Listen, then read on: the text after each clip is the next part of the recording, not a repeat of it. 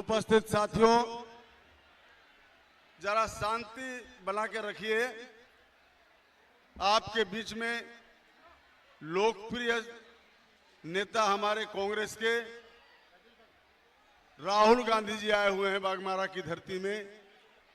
बागमारा के लोगों को गर्व होना चाहिए, यह सौभाग्य मिला है बागमारा की धरती में, माटीगाड़ा की जमीन में। इस कार्यक्रम में हमारे मीर साहब आए हुए हैं और आपकी उपस्थिति जो है उसको मैं सलाम करता हूं, आपको मैं सलाम करता हूं। मित्रों, ये बागमारा की धरती है और बागमारा की धरती में बीसीसीएल का 70% कोयला का खदान है। यहां रोजगार की कमी नहीं है। श्रीमती इंदिरा गांधी ने नेशनलाइजेशन एक्ट लाया था और यहां के गांव से लेकर मजदूरों को रोजगार मिला था। देश के कोने कोने से लोग यहां के रोजी रोजगार कर रहे थे। सबको सम्मान मिला, अधिकार मिला, पहचान मिला और साथ ही साथ सबको अस्थायी रोजगार मिला। आज जब भारतीय जनता पार्टी की सरकार बनी है केंद्र में, उल्टा हो रहा है। कोयला का खदान निजीकरण, सब आउटसोर्सिंग में जा रहा है। स्टील प्लांट निजीकरण और जितनी उपक्रम थी सरकार की, सारा का सारा चला गया आउटसोर्स में। आउटसोर्स में चला जाने से क्या हो रहा है कि बागमारा में पलायन की स्थिति जो बनी हुई है, यहां के बच्चे जो पलायन कर रहे हैं। अभी कल ही एक लाश आया है कांड्रा में, एक हफ्ता पहले एक लाश आया है बच्चे का। रोजगार के तलाश में भटक रहे हैं, बाहर में मर रहे हैं।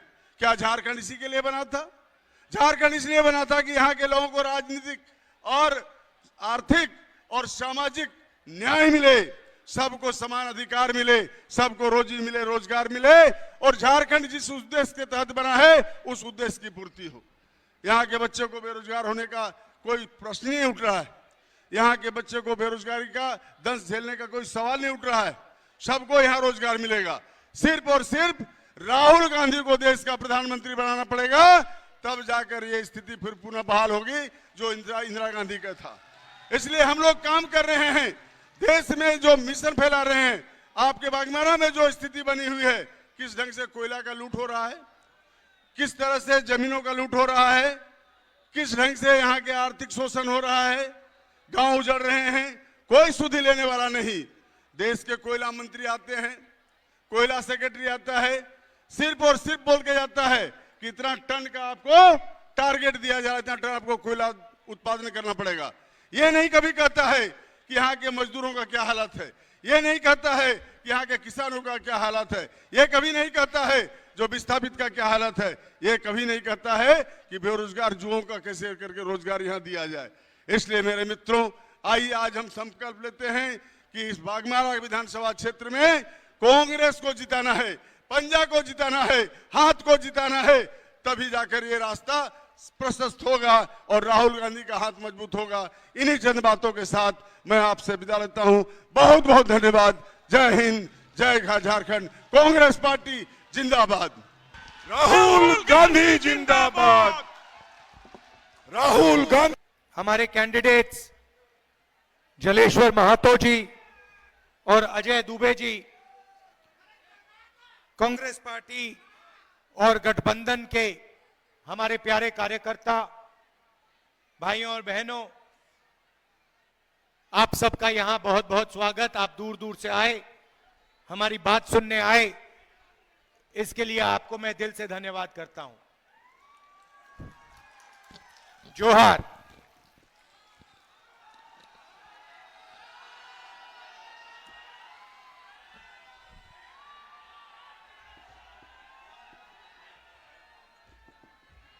यहां भीड़ में बहुत सारे युवा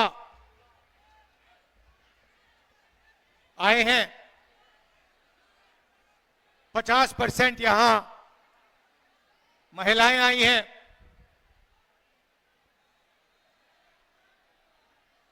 और सच्चाई है कि आज के हिंदुस्तान में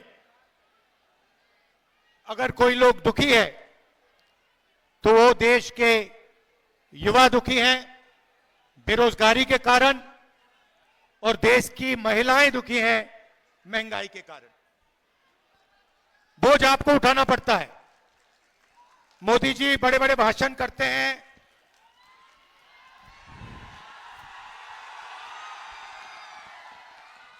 कभी सी प्लेन में चले जाते हैं, कभी समुद्र के नीचे चले जाते हैं, मगर बोझ आपको उठाना पड़ता है।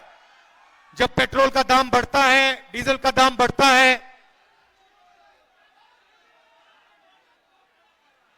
महंगाई बढ़ती है, तो असली चोट असली चोट हमारी माताएं बहनों को लगती है। उनसे कोई पूछने को नहीं आता, अकेली रहती हैं और रोज उनको चोट लगती है। जब भी वो कुछ खरीदने जाती हैं उनको चोट लगती है। नरेंद्र मोदी जी ने उसमें जीएसटी जोड़ दिया, तो जितना टैक्स आप देते हो, जितना टैक्स हिंदुस्तान के गरीब लोग देते हैं, उतना ही अदानी जी देते हैं। आप शर्ट खरीदते हो, जितना टैक्स आप देते हो उतना गौतम अदानी देता है।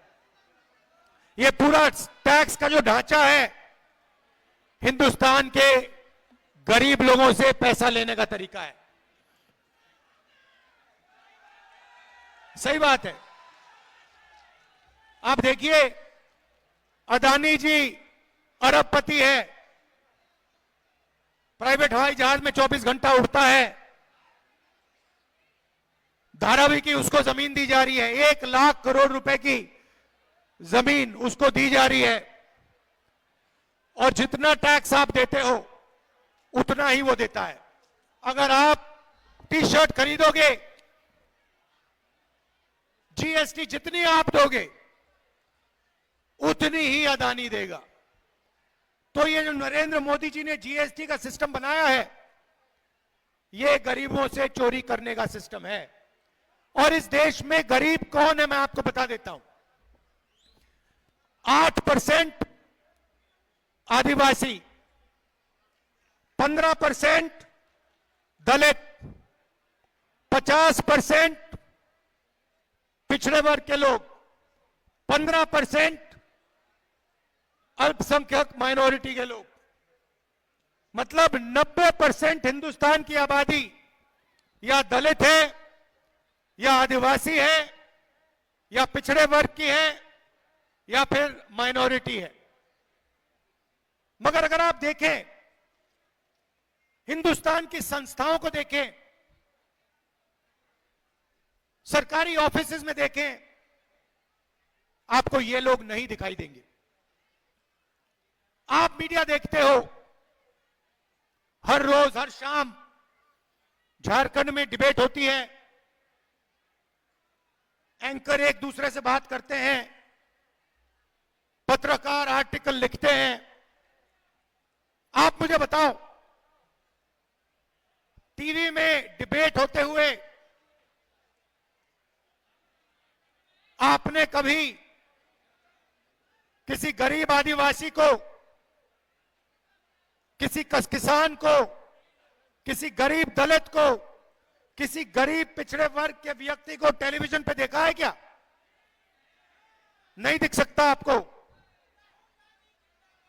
आपको कभी आपने नरेंद्र मोदी जी को किसान से गले मिलते हुए देखा है? ना।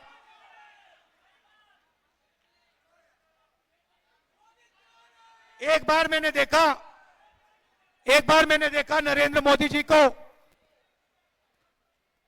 वो तारों के पीछे, बार्ब्ड वायर के पीछे 10-15 गरीब बच्चे थे, झिझक के नरेंद्र मोदी जी उनके हाथ पकड़ रहे थे। हिंदुस्तान का प्रधानमंत्री गरीबों के पास जाता ही नहीं है, वो जाता ही नहीं है। किसानों के पास, आदिवासियों के पास, दलितों के पास, पिछड़ों के पास वो कभी नहीं जाते हैं। वो सिर्फ अदानी जी के साथ, अंबानी जी के साथ जाते हैं। भैया आपने बताया देश में गरीब लोगों के घर में शादी होती है ना, नरेंद्र मोदी जी अंबानी की शादी में चले गए, किसी गरीब व्यक्ति की शादी में कभी गए? क्योंकि वो उनके हैं, वो आपके नहीं है। ये सच्चाई है। वो अरबपतियों का काम करते हैं। अब देखिए, जीएसटी का पैसा आप देते हो, आपके जेब से निकलता है और वो हिंदुस्तान की सरकार के पास जाता है, लाखों करोड़ रुपए। उसके बाद वो पैसा बजट में बंटता है। बजट को कौन बनाते हैं? 90 अफसर हिंदुस्तान के बजट को बनाते हैं। और झारखंड में जो पैसा बंटता है, यहां भी 70-80 अफसर उसको बांटते हैं। तो मैंने पता लगाया इन 90 अफसरों में जो हिंदुस्तान के बजट को बांटते हैं, इन 90 अफसरों में दलित कितने हैं, आदिवासी कितने हैं, पिछड़े वर्ग के कितने हैं, यह मैंने पता लगाया। आप हैरान हो जाओगे। आदिवासियों की आबादी 8% और हिंदुस्तान के जो बजट को बांटने वाले 90 अफसर हैं, उनमें आपका आदिवासी एक अफसर है, उसको पीछे बैठा रखा है। और अगर हिंदुस्तान की सरकार 100 रुपए खर्च करती है, तो आदिवासी अफसर 10 पैसे का निर्णय लेता है। आपकी आबादी 8%, आपकी भागीदारी 100 रुपए में से 10 पैसे। दलित हिंदुस्तान में 15% हैं। 90 अफसरों में से 3 अफसर दलित। 100 रुपए खर्च होता है तो 1 रुपया दलित अफसर निर्णय लेते हैं। पिछड़े वर्ग कम से कम 50% हैं। 90 में से 3 पिछड़े वर्ग के अफसर हैं और 100 रुपए में से 5 रुपए का निर्णय ये लोग लेते हैं। जोड़ लीजिए, 90% आपकी आबादी है और 6 रुपए 10 पैसे 100 रुपए में से आप निर्णय लेते हो। बड़ी कंपनियों को देखो, अदानी, अंबानी, टाटा, बिरला, अगर आप इनके ऑफिसेज में जाओगे, इनकी मैनेजमेंट टीम को देखोगे, इनके मालिकों को देखोगे, आपको एक आदिवासी, एक दलित, एक पिछड़ा नहीं मिलेगा, एक अल्पसंख्यक नहीं मिलेगा। यह देश की सच्चाई है। और नरेंद्र मोदी जी का काम आपका ध्यान इस बात से भटकाने का है कि आपको पता ना लग जाए कि आज हिंदुस्तान में 90% आबादी की कोई भागीदारी नहीं है। सरकार में नहीं है, मीडिया में नहीं है, प्राइवेट अस्पतालों में नहीं है, प्राइवेट कॉलेजेस में नहीं है, शिक्षा के सिस्टम में नहीं है, जुडिशरी में नहीं है, आप कहीं के नहीं हो। अगर पिछड़ों को ढूंढना है, दलितों को ढूंढना है, आदिवासियों को ढूंढना है, मजदूरों की लाइन में जाओ, दलित, पिछड़े, आदिवासी लोग आपको मिलेंगे। लेबर की लाइन में जाओ, ये जो सड़कें बनाते हैं, ये जो इमारतें बनाते हैं, ये इनका खून पसीना से बनती हैं। ये अपना खून पसीना देते हैं, ये इमारतें बनती हैं, बड़े बड़े ऑफिस बनते हैं, मगर इन ऑफिसेज में ये लोग नहीं जा सकते। बड़े बड़े रेस्टोरेंट बनते हैं, ये लोग बनाते हैं। दलित, आदिवासी, पिछड़े वर्ग के लोग अपना खून पसीना देकर ये बड़ी बड़ी इमारतें, बड़े बड़े मॉल बनाते हैं और इन मॉलों में आप लोग नहीं जा सकते। ये बदलना चाहता हूं मैं। अब बदलने का सबसे बड़ा तरीका जाति जनगणना, कि देश को पता लग जाए आदिवासी कितने हैं, दलित कितने हैं, पिछड़े वर्ग के लोग कितने हैं। दूध का दूध, पानी का पानी साफ हो जाए, पूरा पता लग जाए सबको कि भैया देश का धन कैसे बटा है, सरकारी संस्थाओं में हमारे कितने लोग हैं, दलित कितने हैं, आदिवासी कितने हैं, पिछड़े कितने हैं, सबको पता लग जाए। जिस दिन भाइयों और बहनों जाति जनगणना हो जाए, उस दिन हिंदुस्तान में क्रांतिकारी राजनीति शुरू हो जाएगी। और मैंने साफ कह दिया, पार्लियामेंट हाउस में मोदी जी के सामने कह दिया, मोदी जी आप जाति जनगणना को रोकने की कोशिश कर रहे हो। मैं और कांग्रेस पार्टी और इंडिया गठबंधन देश को वायदा देते हैं, पार्लियामेंट में, लोकसभा में वायदा देते हैं कि हम जाति जनगणना इसी लोकसभा में पास करवा के दिखाएंगे। और ये जो 50% की दीवार बना रखी है, रिजर्वेशन की दीवार बना रखी है, इसको हम तोड़ के इसको हम परे कर देंगे। रिजर्वेशन को हम 50% से ज्यादा कर देंगे। झारखंड में तो हमने कह दिया है, झारखंड में हमने कह दिया है आदिवासियों को 26% से 28% रिजर्वेशन हम बढ़ा के दे देंगे।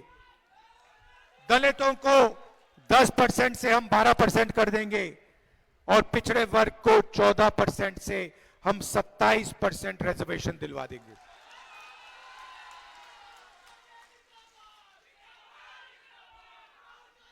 यहां आदिवासी वर्ग के लोग आए हैं, हम आपको आदिवासी कहते हैं, बीजेपी के लोग आपको वनवासी कहते हैं। आपने सुना है ना, वो वनवासी कहते हैं, हम आदिवासी कहते हैं।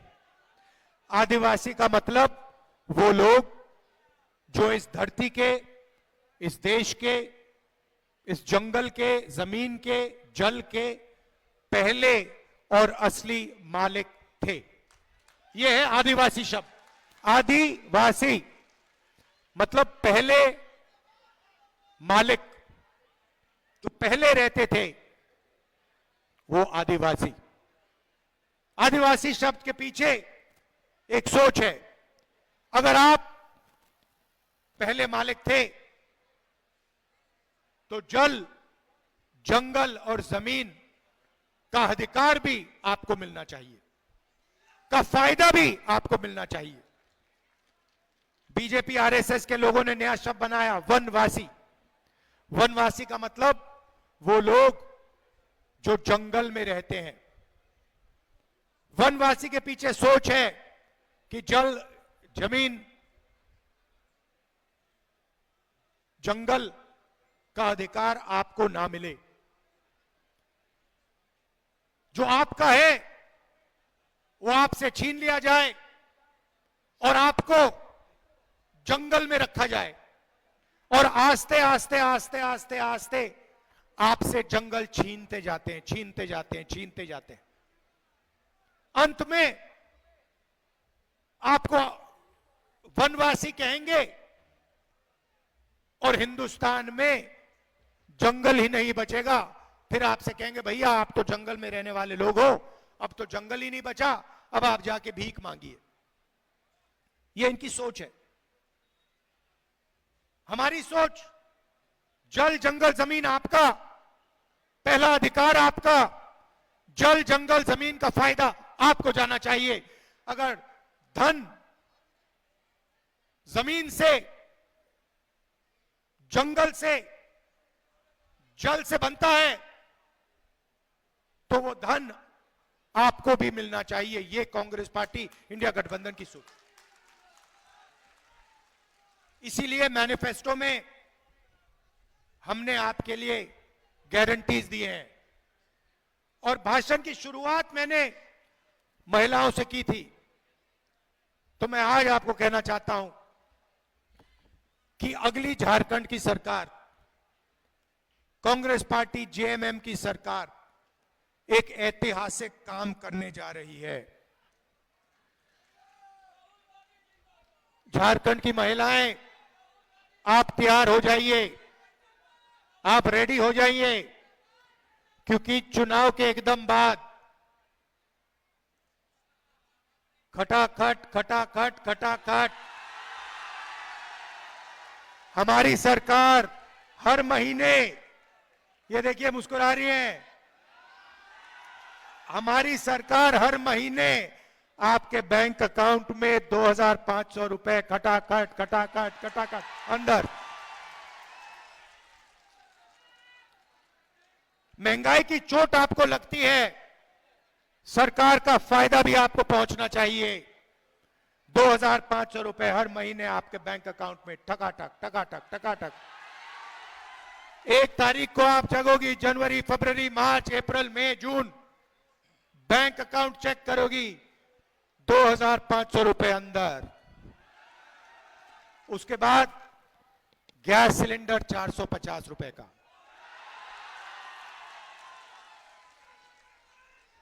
450 रुपए का गैस सिलेंडर, 2,500 रुपए बैंक अकाउंट के अंदर। 7 किलो राशन हर व्यक्ति को हर महीने आपकी इंडिया गठबंधन की सरकार देने जा रही है। युवाओं के लिए 10 लाख युवाओं को रोजगार, 500 एकड़ का इंडस्ट्रियल पार्क और डिग्री कॉलेज झारखंड के हर ब्लॉक में और प्रोफेशनल कॉलेज हर डिस्ट्रिक्ट में हमारी सरकार बनाने जा रही है।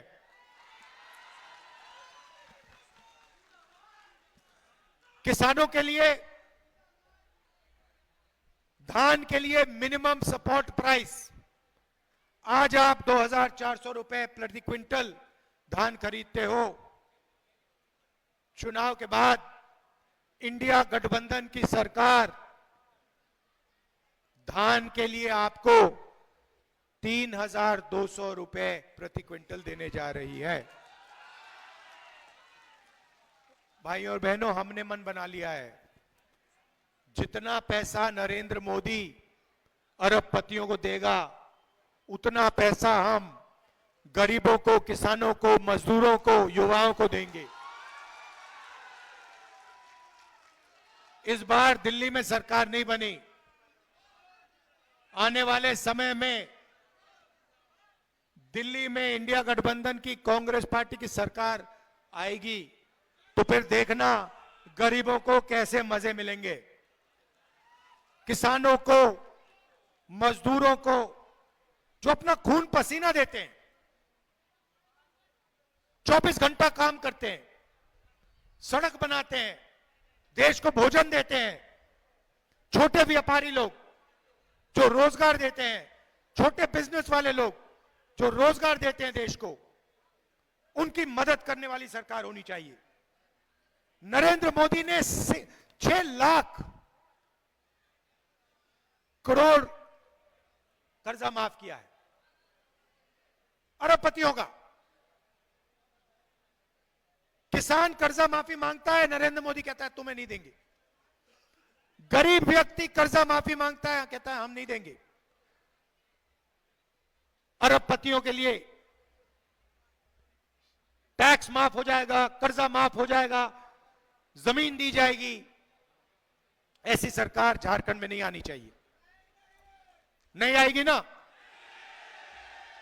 इंडिया गठबंधन की सरकार बनाइए, 2,500 रुपए प्रति महीना वाली सरकार बनाइए, 3,200 रुपए प्रति क्विंटल वाली सरकार बनवाइए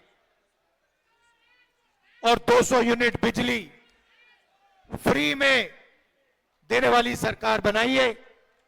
आप सबका दिल से बहुत बहुत धन्यवाद। बहुत जोश है आप में। नमस्कार, जय हिंद।